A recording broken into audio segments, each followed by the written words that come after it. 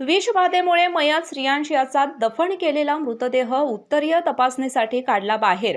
अंतिम अहवालानंतरच मृत्यूचे योग्य कारण समजेल, पोलिसांनी केलं स्पष्ट। चिमगाव तालुका कागल येथे केक खाल्यानंतर विषबाधा होऊन दुर्दैवी मृत्यू झालेल्या श्रियांश याचा दफन केलेला मृतदेह आज उत्तरीय तपासणीसाठी पोलिसांनी जेसीबीच्या सहाय्याने बाहेर काढला आणि त्याची उत्तरीय तपासणी करण्यात आली। यावेळी औषध प्रशासन, अन्न व भेसळ प्रतिबंधात्मक विभाग, आरोग्य विभाग यांनी सर्व नमुने तपासासाठी घेतले। पोलिसांनी पंचनामा केल्यानंतर श्रियांशवर अंत्यसंस्कार करण्यात आले।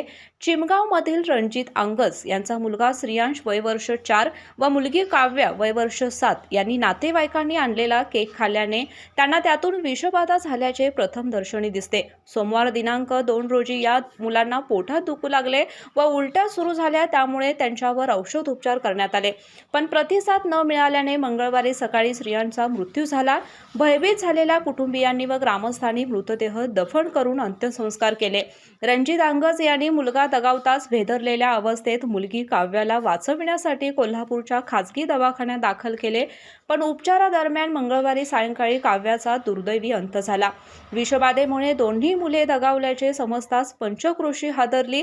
दरम्यान विषबाधेमुळे मयत झालेल्या स्त्रियांच्या दफन केलेल्या मृतदेहाची उत्तरीय तपासणी करणं गरजेचं असल्याने पोलीस प्रशासनाने अन्न व औषध प्रशासन, अन्न व भेसळ प्रतिबंधक विभाग, महसूल विभाग व आरोग्य पथक घेऊन दफन केलेला मृतदेह दफनभूमीतून जेसीबीच्या सहाय्याने बाहेर काढला। मुरगुड ग्रामीण रुग्णालयाचे वैद्यकीय अधिकारी डॉक्टर आनंद माने व त्यांचे पथक यांनी स्त्रियांच्या मृतदेहाची उत्तरीय तपासणी जागीच केली।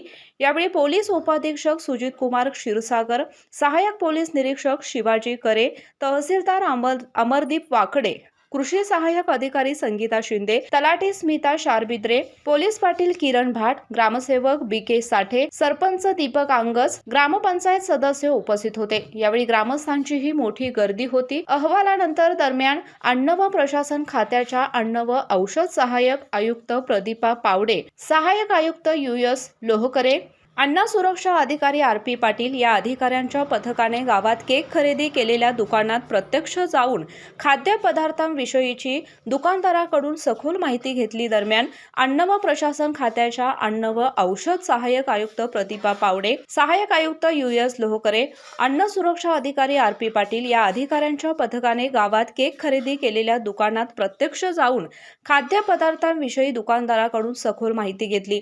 तसेच कुटुंबियांच्या घरी जाऊन खाद्यपदार्थांचे व अन्नाचे नमुने तपासण्यासाठी घेतले। हे नमुने पुण्याच्या प्रयोगशाळेकडे पाठवण्यात येणार असल्याचे सांगण्यात आले।